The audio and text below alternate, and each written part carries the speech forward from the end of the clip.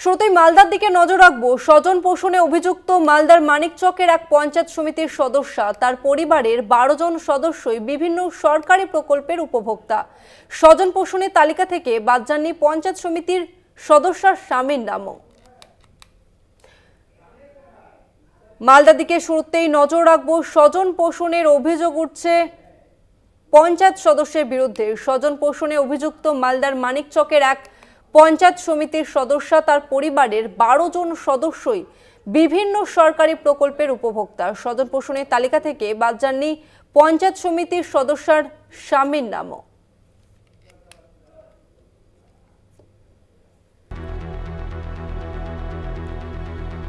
একে একে 12 সরকারি বিভিন্ন প্রকল্পের আওতায় নাম রয়েছে পঞ্চায়েত সমিতির সদস্যর আত্মীয় পরিজনদের।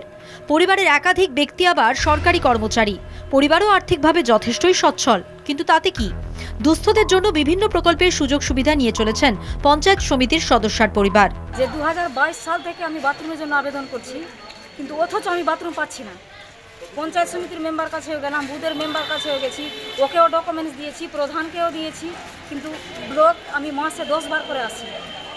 ও বলছে ওর কাছে, ওর বলছে এপিও স্যারের কাছে, সবার কাছে গেছি, অথচ লিস্টে আমার নাম নেই। 3বার 4বার বাথরুম আমার ইনকোয়ারি হচ্ছে, বাথরুম তো আমার নেই। বিদ্যুৎ দপ্তরে কর্মরত পঞ্চায়েত সমিতির সদস্যর স্বামীর নামে রয়েছে রেশনের অন্তোদয় কার্ড। গৃহহীন কর্মহীন শারীরিক প্রতিবন্ধীদের জন্য অন্তোদয় রেশন কার্ডের ব্যবস্থা। আর এই সুবিধার অন্তর্ভুক্ত হলে প্রতি মাসে 35 কেজি করে খাদ্য সামগ্রী পাওয়া যায়। স্বজন পোষণের এমন অভিযোগ সামনে আসতেই তাজ্জব খোদ তৃণমূল নেতৃত্ব।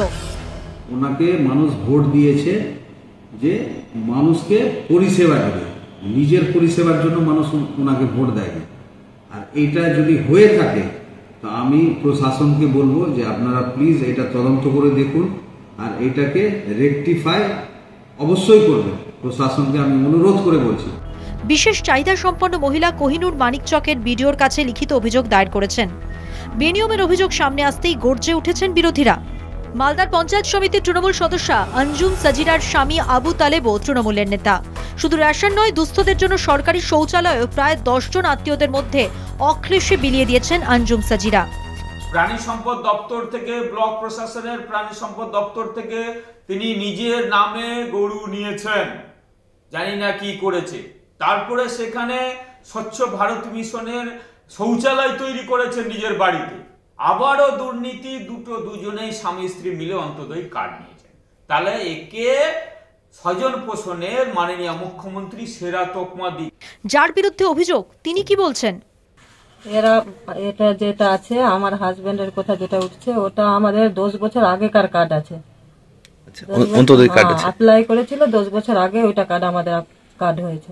আচ্ছা, কিন্তু এই যে নতুন করে শোনা যাচ্ছে কি নতুন করে অনেক আত্মীয় স্বজনের করেছেন আপনারা, সেই ব্যাপারে তো আমার কিছু জানা নাই, আমি জানি না, ওটা নতুনের ব্যাপারে আমার কিছু জানা নাই। শৌচালয় নেই, অন্তোদয় কার্ডও নেই, আবাসের ঘর নেই, জীবনটাই যেন দুর্বিষহ হয়ে উঠেছে কোহিনুরের কাছে। তার নামে হীরের চাকচিক্য থাকলেও আদতে কোহিনুরের জীবন দারিদ্র্যের অন্ধকারে ঢাকা। শাসক দলের পঞ্চায়েত সমিতির সদস্যর বিরুদ্ধে কি পদক্ষেপ নেয় প্রশাসন, এখন সেদিকে তাকিয়ে কোহিনুর সহ বাকিরা। মালদা থেকে পরিতোষ সরকারের রিপোর্ট, কলকাতা টিভি।